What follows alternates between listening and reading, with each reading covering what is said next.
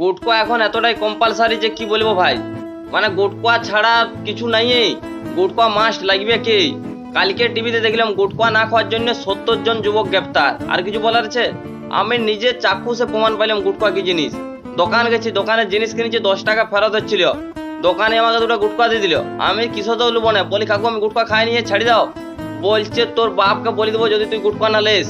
আমাকে বাধ্য হয়ে নিতে হলিও।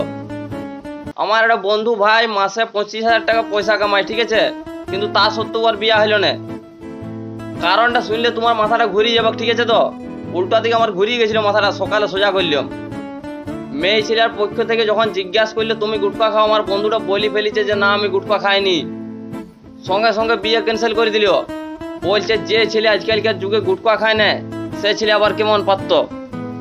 মানে কি বলবো ভাই, গুটকা মোচাড়ি খাইতে হবে, মোচাড়ি গুটকা কিনে যাও।